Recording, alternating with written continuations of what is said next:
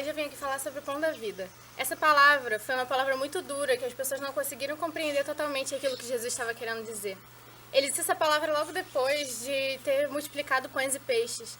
E as pessoas procuram Jesus e falam: Jesus, onde você estava? Estávamos procurando e tudo mais.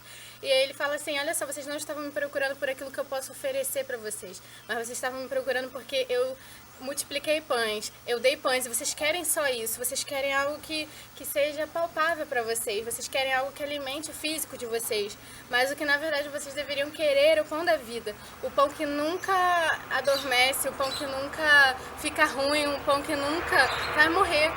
E esse pão vocês só encontram em mim. Ele fala lá em João 6, 29 assim: Jesus responde: a obra de Deus é esta, crer naquele que ele enviou. Então lhe perguntaram: que sinal milagroso mostrarás para que o vejamos e creiamos em ti? Que farás? Os nossos antepassados comeram maná no deserto, como está escrito: ele lhes deu a comer pão dos céus. Ou seja, eles falavam assim: tá, beleza, o Senhor quer que a gente creia no Senhor, mas o que o Senhor fará? Quais são os milagres que o Senhor fará para a gente crer em ti? E ele falava assim: gente, não preciso fazer nada. Vocês não precisam que haja alguma marca para vocês crerem em mim. Assim como foi o povo junto a Moisés, que precisavam de ver e reclamavam o tempo todo. Mas eu mesmo já sou o milagre. Eu sou o pão da vida. Eu vim como um milagre para salvar a vida de vocês. E mesmo assim eles não compreendiam aquilo que Jesus queria dizer. E aí ele continua falando que ele veio para fazer a vontade do Pai. Lá no Mateus 6,39 ele fala: esta é a vontade daquele que me enviou, que eu não perca nenhum dos que ele me deu, mas os ressuscite no último dia. Ou seja, Jesus estava cumprindo totalmente o propósito que ele tinha na sua vida, mas aquelas pessoas não conseguiam compreender esse propósito. Os discípulos sim conseguiam compreender, estavam andando com Jesus já há um tempo, conseguiam verificar que tudo aquilo que ele fazia era por causa do Pai. Mas aquelas pessoas, elas não entendiam, elas não queriam realmente viver um compromisso com Deus, elas não queriam realmente viver uma intimidade com Deus, mas estavam com ele só por tudo aquilo que ele poderia oferecer de físico, de palpável, de que eles conseguissem visualizar, de que conseguissem transformar a sua vida financeira, a sua vida física, mas eles não queriam algo que transformasse realmente o seu coração, o seu interior. E aí, lá no 44 ele fala assim: ninguém pode vir a mim se o Pai que me enviou não o atrair, e eu ressuscitarei no último dia. Ou seja, não era nada sobre Jesus também, era tudo sobre o Pai que tinha levado ele até lá. E ele fala que o Pai deveria atrair as pessoas, ou seja, as pessoas deveriam ser atraídas por aquilo que o Pai era e porque ele tinha enviado Jesus como um conselheiro, como um amado, como um pai amoroso que viria a salvar as pessoas. Então ele queria atrair a eles por causa disso, não pelas coisas que ele poderia fazer. E ele fez, ele faria muito mais se ele estivesse aqui, mas por quem ele era, por quem o Pai era e por quem ele se mostrava, pelo amor que ele mostrava pelas pessoas.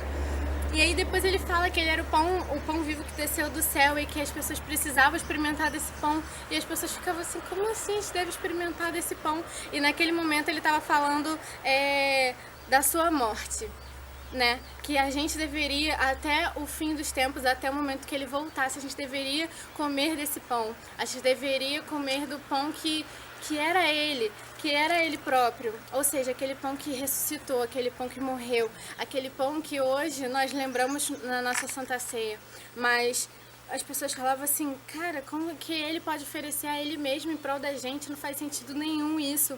E eles não conseguiam compreender a profundidade das palavras que Jesus estava dizendo. E aí, logo depois, no versículo 60, ao ouvirem isso, muitos dos seus discípulos disseram: dura essa palavra, quem pode suportá-la? Sabendo em seu íntimo que seus discípulos estavam se queixando do que ouviram, Jesus lhes disse: isso os escandaliza? O que acontecerá se vocês virem o Filho do Homem subir para onde estava antes? O Espírito dá vida, a carne não produz nada que se aproveite. As palavras que eu lhes disse são Espírito e vida. Contudo, há alguns de vocês que não creram.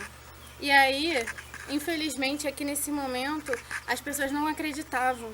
Alguns que seguiam ele falavam assim: nossa, muito duro, hein? Porque as pessoas, até hoje em dia, gostam muito daquela palavrinha que acalenta a alma, acalenta o coração. Mas, na verdade, as palavras de Jesus naquele momento começaram a ser duras. Porque naquele momento ele estava mostrando assim: gente, uma hora eu vou pro Pai, vocês precisam entender o que eu estou dizendo.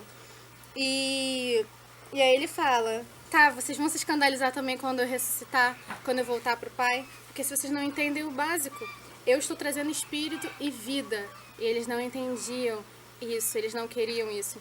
E aí naquele momento, aqui fala no 66, daquela hora em diante, muitos dos seus discípulos voltaram atrás e deixaram de segui-lo, porque ele já não estava mais suprindo as expectativas que eles tinham, não estava suprindo as necessidades físicas que eles tinham, estava começando a ser duro, estava começando a doer no coração ouvir as palavras de Jesus, eles não queriam mais isso.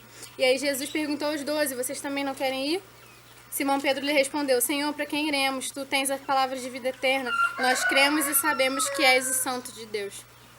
Eu acho que a felicidade de Jesus era de que aqueles que o Pai atraiu, para que eles pregassem a palavra depois, continuavam a crer, continuavam a andar com ele e entendiam que ele era o pão vivo que desceu do céu, que ele tinha as palavras de vida eterna. Mas infelizmente muitos não entenderam e pararam de seguir Jesus. Quem é você? Você é aquele que reconhece o Pai como o pão da vida e mesmo com palavras duras continua permanecendo ao lado do Pai? Ou você é aquele que só quer palavras que massageiem seu ego?